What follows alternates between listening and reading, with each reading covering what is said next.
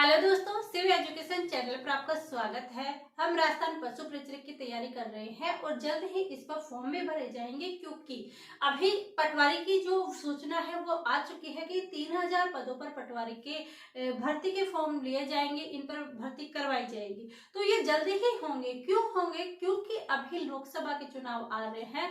तो ये है कि भाई ये जो चुनाव होंगे इनसे पहले संभावना है कि इससे पहले ये फॉर्म निकल जाए, फॉर्म भरे जाए। उसके बाद एग्जाम होने के लिए लगभग 1 साल लगता है।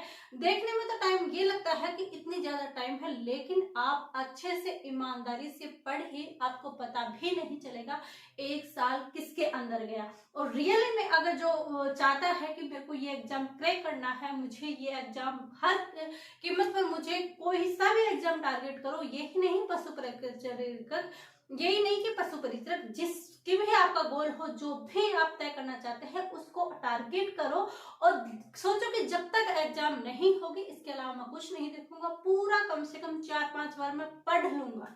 इतना हमें रखना है और किसी भी आंसर का हमें ऑप्शन नहीं देखना पड़े, बल्कि कॉन्फिडेंस के साथ हम उसका आंसर कर दें। इतना कॉन्फिडेंस हमारे अंदर आ जाएगा, तब हम समझ पाएंगे कि हम इसको एग्जाम को क्रैक कर सकते हैं। हम क्या करते हैं, एक बार हमारा सिलेबस कंप्लीट होता है, दूसरी बार हमने रिवीजन कर लिया, फिर सोचते हैं कि एग्जाम में अच्छे मार्क्स कर ले। ऐसी चीजें नहीं है। जब तक हमें कोई चीज के बारे में पूरी समझ विकसित नहीं हो जाती, तब तक उस क्वेश्चन के बारे में हम सही नहीं कर सकते। कंपटीशन बढ़ चुका है और आगे भी और ज्यादा बढ़ता जाएगा। ये तो है नहीं कि कंपटीशन कम हो जाएगा, कंपटीशन बढ़ता ही जाएगा। पहले कम था, अब और भी ज्यादा होगा, फिर बाद में और भी ज्यादा हो जाएगा। इसलिए जरूरी है कि हम जल्दी से जल्दी नौकरी पाले। तो चलो ठीक है, अब हम क्या पढ़ रहे थे, पशु परिचय के अंदर राजस्थान की झीलें पढ़ रहे थे। और राजस्थान की झीलें के अंदर हमने खारे पानी की झील कंप्लीट कर ली थी। उसके बाद हमने मीठे पानी की झील पढ़ी थी। मीठे पानी की झील के अंदर हमने फतेह सागर झील, आना सागर झील और जयसमंद, राजसमंद, उदय सागर झील, सौरभ सागर झील, ये सारी झीलें हमने कंप्लीट कर ली है। और आज क्या पढ़ने वाले हैं, तो आज हम पढ़ने वाले हैं उस झील का नाम है नक्की झील। कौन सी झील है? नक्की झील है। ऐसे ही एक एक करके हम अपना कोर्स कंप्लीट कर लेंगे और पता भी नहीं चलेगा कि कोर्स कब कंप्लीट हो गया। तो आज हम क्या पढ़ने वाले, आज हम नक्की झील के बारे में जाने की, नक्की झील कहाँ स्थित है, क्या है, क्या क्या यहाँ पर स्थित है, वो सब चीजें आज नक्की झील के बारे में जानेंगे। तो आज हम क्या करेंगे, आज कौन सी झील पढ़ेंगे? नक्की झील। कौन सी झील पढ़ेंगे? नक्की झील पढ़ेंगे। इस नक्की झील का निर्माण भी हमने दो चीजें पढ़ेंगे कि हिस्ट्री क्या कहती है और ज्योग्राफी क्या कहती है, यानी किंवदंतियां हमें क्या कहती है, और ज्योग्राफी के ओर से हम पॉइंट ऑफ व्यू से ले तो ज्योग्राफी क्या कहती है। तो देखो, ज्योग्राफी के हिसाब से अगर हम देखें तो ये कैसी प्राकृतिक झील है, और प्राकृतिक में भी काल्डेरा कौन सी झील थी? पुष्कर झील थी। और ये कौन सी झील है? क्रेटर झील है। काल्डेरा और क्रेटर मैंने अंतर आपको बता दिया, आई होप आपको पता चल गया होगा। तो देखिए, नक्की झील है वो कैसी झील है? क्रेटर प्राकृतिक झील है। ये कौन कहता है? ये ज्योग्राफी कहती है। और किंवदंतियां क्या कहती है? किंवदंतियां कहती है कि देवताओं के नाखूनों से क्या होता है, इस झील का निर्माण हुआ, नाखूनों से झील का निर्माण हुआ, इसलिए इस झील का नाम नक्की झील पड़ गया। नक्की झील क्यों पड़ा? क्योंकि इसका निर्माण देवताओं के नाखूनों के कारण हुआ था, इस वजह से इसे नक्की झील कहा गया। और हमारी ज्योग्राफी को पॉइंट ऑफ व्यू से देखें तो ये प्राकृतिक झील है, और प्राकृतिक में भी क्रेटर झील है। ये इसके निर्माण के बारे में है। आई होप मैंने इतनी बार बोला तो आपको याद हो गया होगा। तो हम ये देखेंगे नक्की झील का जो निर्माण है, इसका जो निर्माण है, उस निर्माण के अंदर भूगोल क्या कहता है, कि भूगोल क्या कहता है, ये कैसी झील है? प्राकृतिक। प्राकृतिक है। और प्राकृतिक में भी कौन सी झील है? क्रेटर झील है। कौन सी झील है ये? प्राकृतिक के अंदर भी क्रेटर झील है। और अगर हम किंवदंती माने कि आखिर किंवदंती क्या है इसके पीछे, तो कहा जाता है कि देवताओं के द्वारा, देवताओं ने नाखूनों से इस झील को बनाया, इसलिए इसका झील का नाम नक्की झील हो गया। तो क्या लिखेंगे? देवताओं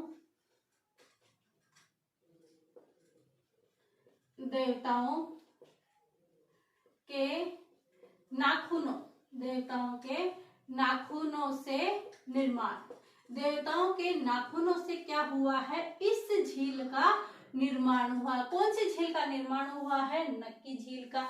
और ये नक्की झील है वो है कहाँ, तो कहाँ है नक्की झील, आबू पठार पर। कहाँ है, सिरोही में। कहाँ पर स्थित है ये, आबू पठार, आबू पठार। और ये आबू पठार है कहाँ पर स्थित, तो ये आबू पठार है सिरोही में स्थित। आबू पठार कहाँ पर स्थित है, सिरोही में स्थित है। तो देखिए ये झील है कहाँ, आबू के पठार पर स्थित है, कोई मैदान में नहीं है, कोई नदी के द्वारा नहीं बनवाया गया है, बल्कि किसके ऊपर है, पठार के ऊपर है। किसके ऊपर है, पठार के ऊपर है। तो पठार के ऊपर है, बाकी झीलें हमने पढ़ी कि सभी नदियों के अंदर है, ये पठार पर है। तो क्या बोलेंगे कि जो सर्वाधिक ऊंचाई पर जो झील है वो कौन सी झील है, नक्की झील है। क्यों है, क्योंकि ये आबू के पठार के ऊपर स्थित है। बाकी झीलें हम पढ़ रहे कि नदी आई और नदी से उसके पानी को रोककर हमने झील बना दी थी, बल्कि जो ये झील है ये पठार के ऊपर है, यानी सर्वाधिक ऊंचाई पर स्थित झील पूछे तो वो कौन सी झील होगी, नक्की झील। सर्वाधिक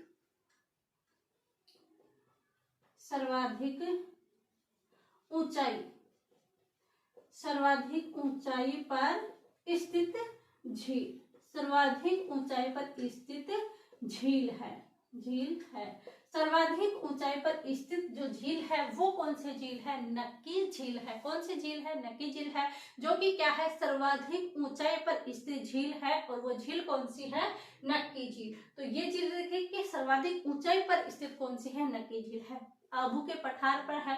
आबू का पठार है, वहां पर सर्दी बहुत ज्यादा पड़ती है, माउंट आबू के अंदर, सिरोही के अंदर। तो ये कह सकते हैं कि वहां सर्दी ज्यादा, और ऊपर से ये आबू के पठार पर स्थित है, वहां पर अरावली की ऊंची ऊंची चोटियां हैं, वहां पर आबू के पठार में ये झील स्थित है।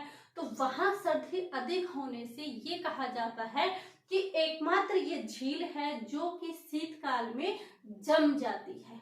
क्या हो जाती है, शीतकाल के अंदर जम जाती है। तो क्या बोलेंगे कि नक्की एकमात्र झील है जो क्या है, शीतकाल के अंदर जमने लगती है, शीतकाल में जमने वाली। तो हम लिखेंगे एकमात्र झील, क्योंकि एक यही झील है, एकमात्र झील जो शीतकाल में, शीतकाल, एकमात्र झील जो शीतकाल में जमती है या जमने लगती है, जमने लगती है, जमने लगती है या जमती है, जो भी आप लिखो कि एकमात्र झील जो शीतकाल में जमने लगती है, जमती है या जमने वाली झील कौन सी है, तो वो कौन सी होगी, नक्की झील। ये हमने क्या जाना, नक्की झील के बारे में जाना कि आखिर जो नक्की झील है वो है कहाँ पर स्थित, इसका निर्माण किसने करवाया, ये चीजें हमने देख ली। अब क्या बचा है, अब ये बचा है कि जो ये झील है नक्की झील, इसके किनारे क्या क्या स्थित है। तो झील के किनारे, झील के किनारे क्या है, तो झील के किनारे क्या क्या बना हुआ है। देखो अरावली की पहाड़ियां सर्वाधिक ऊंचाई पर स्थित है, सर्दी वहां पर खूब पड़ती है, झील है पास में स्थित। और मानो कि जब सनसेट होएगा वो पॉइंट कितना अच्छा लगेगा। तो यहाँ पर क्या स्थित है, सनसेट, तो सनसेट पॉइंट है। और क्या, हनीमैन पॉइंट है। तो दो पॉइंट है, हनीमैन पॉइंट है और कौन सा पॉइंट है, और एक पॉइंट है सनसेट पॉइंट। दो पॉइंट कौन से लिखेंगे, हनी पॉइंट और सनसेट पॉइंट। तो यहाँ पर हनी सिंह है, वो यहाँ गाना गा के आए थे और उन्होंने देखा कि यहाँ का सनसेट का नजारा बहुत अच्छा है। वहां पर भारत माता का मंदिर भी देखा, किसने, आपने गाना सुना होगा यो यो हनी सिंह। तो हनी सिंह क्या है, हनी मैन पॉइंट है। और दूसरा क्या है, क्या देखता है, सनसेट देखता है, भारत माता का मंदिर देखता है, और रसिया बालम जी का मंदिर है, वो भी कहाँ पर है, इसी नक्की झील के किनारे है। तो ये चीजें हम लिखे, इसमें क्या है, सनसेट पॉइंट, सनसेट पॉइंट है। और क्या है, हनीमैन पॉइंट। और क्या यहाँ पर है, भारत माता का मंदिर, भारत माता का मंदिर, भारत माता का मंदिर स्थित है। सनसेट पॉइंट है, हनीमैन पॉइंट है, भारत माता का मंदिर है, और यहाँ पर क्या स्थित है, रसिया बालन का मंदिर, रसिया बालम का मंदिर क्या स्थित है यहाँ पर, रसिया बालम का जो मंदिर है वो भी कहाँ है, इस नक्की झील के किनारे है। तो इस नक्की झील के किनारे कौन से है, सनसेट पॉइंट है, हनीमैन पॉइंट है, और रसिया बालम पॉइंट है, और कौन सा है, भारत माता का मंदिर स्थित है। ये कहाँ है, इस झील के किनारे स्थित है। कौन सी झील के किनारे स्थित है, तो वो है नक्की झील के किनारे, इस नदी के किनारे है, ये देख लिया। और क्या देखते हैं कि इस झील के किनारे यहाँ पर, जहां पर ये नक्की झील है, वहां पर गुफाएं भी बनी हुई है। तो वो गुफाएं कौन कौन सी है, तो उन गुफाओं के नाम भी एग्जाम में पूछ लिए जाते हैं। तो क्यों ना हम गुफाएं लिखें कि गुफाएं कौन कौन सी है। क्या लिखेंगे कि जो यहाँ पर जो गुफाएं हैं वो कौन कौन सी है। तो यहाँ पर जो गुफाएं हैं वो कौन सी है, टोड रॉक, नन रॉक और couple rock, toad rock, nun rock और कपल रॉक, ये यहाँ पर गुफाएं हैं। एक तो आ जाएगी टोड रॉक, नन रॉक, और एक आ जाएगी कपल रॉक। कौन कौन सी आ जाएगी, टोड रॉक, नन रॉक और कपल रॉक, ये तीन गुफाएं यहाँ पर स्थित है। तो ये क्या है, मतलब कि टोड रॉक किसे कहा गया है, रॉक, तो टोड रॉक किसे कहा है, टोड यानी मेंढक, टोड यानी किसे कहते हैं, मेंढक, जो मेंढक नुमा है उसे क्या बोलते हैं, टोड रॉक, मेंढक नुमा। और नन रॉक यानी जो पनिहारी नुमा है, ये गुफा पनिहारी नुमा, पनिहारी, पनिहारी, जो पनिहारी नुमा है उसे क्या बोलते हैं, नन रॉक बोलते हैं। और कौन सी है, कपल रॉक, क्या है, कपल, कपल यानी जोड़ा, कपल किसे कहा जाता है, जोड़ा का, तो जो जोड़े नुमा है उसे क्या कहा जाता है, कपल रॉक, जोड़े नुमा। तो जोड़े नुमा किसे कहेंगे हम, कपल रॉक को। तो टोड रॉक, टोड यानी मेंढक, जो मेंढक नुमा हो वो गुफा कौन सी है, टोड रॉक। नन रॉक, जो पनिहारी नुमा गुफा है उसे कौन सी बोलेंगे, नन रॉक। और कपल रॉक, कपल यानी जोड़े नुमा, जो जोड़े नुमा गुफा है उसे क्या बोलेंगे, कपल रॉक। तो ये तीन गुफाएं हैं यहाँ पर स्थित, एक नक्की झील के पास, माउंट आबू के पास। और यहाँ पर क्या क्या स्थित है, इन गुफाओं के अलावा क्या और भी गुफा है, जी बिल्कुल, यहाँ पर और भी गुफा है। उन गुफाओं का नाम है नंदी गुफा। और गुफाएं कौन सी है, नंदी गुफा यहाँ पर स्थित है। और कौन सी गुफा है, हाथी गुफा है। कौन सी गुफा है, नंदी गुफा यहाँ पर स्थित है, हाथी गुफा यहाँ पर स्थित है, और एक गुफा और है, उस गुफा का नाम है चंपा गुफा। क्या नाम है, एक गुफा का नाम चंपा गुफा, चंपा गुफा यहाँ पर स्थित है। तो गुफाओं के अंदर क्या देखा, toad rock, nun rock, couple rock यहाँ पर स्थित है, और नंदी गुफा, हाथी गुफा और चंपा गुफा यहाँ पर स्थित है। और क्या देखिए यहाँ पर स्थित है, जो गर्सिया जाति के जो लोग हैं, उन गर्सिया जाति के जो लोग हैं वो अपनी अस्थियों का विसर्जन कहाँ करते हैं, इस नक्की झील के अंदर करते हैं। ये क्वेश्चन बहुत बार आया कि गर्सिया जनजाति अपना अस्थि विसर्जन कहाँ करती है, तो वो कौन सी झील में करती है, नक्की झील के अंदर। तो गर्सिया जनजाति अपना अस्थि विसर्जन करती है। तो यहाँ पर लिखेंगे हम कि गर्सिया जनजाति, क्या, गर्सिया जनजाति यहाँ पर क्या करती है, अपने अस्थि विसर्जन करती है। गर्सिया जनजाति द्वारा अस्थि विसर्जन किया जाता है, अस्थि विसर्जन, अस्थि विसर्जन किया जाता है।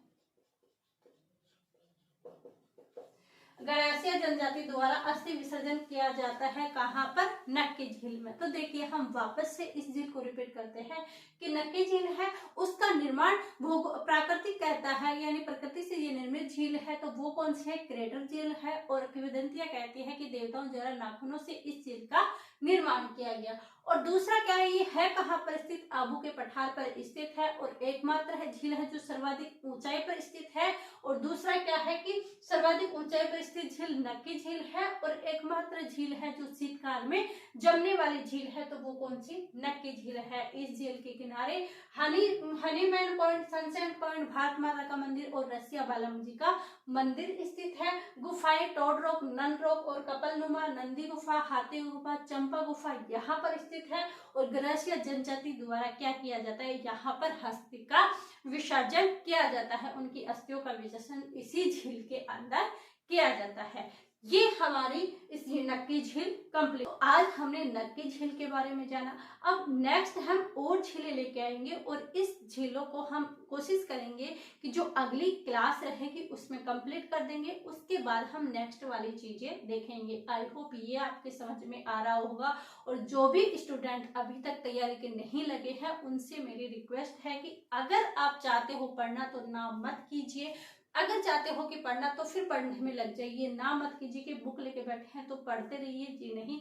अगर आपने ठान लिया कि मेरे को पढ़ना है तो फिर दिन रात पढ़ने में लगा दीजिए। और अन्यथा आप ये चाहते हो कि मेरा पढ़ने में मन नहीं लगता, जो आपके अंदर कौशल है, जो आपके अंदर जो स्किल है उसको बाहर लेकर आइए और कुछ अलग कुछ करना चाहिए। तो आई होप आप ऐसा सोचेंगे और एग्जाम की वैकेंसियों की वेट मत कीजिए कि फॉर्म आएगा तब हम तैयारी करने बैठेंगे। फॉर्म कभी भी आ सकते हैं, अपनी तैयारी निरंतर रखिए। एग्जाम जब भी हो हमें अपनी पूरी तैयारी के साथ एग्जाम क्लियर करना है। आई होप आपके बात समझ में आई होगी।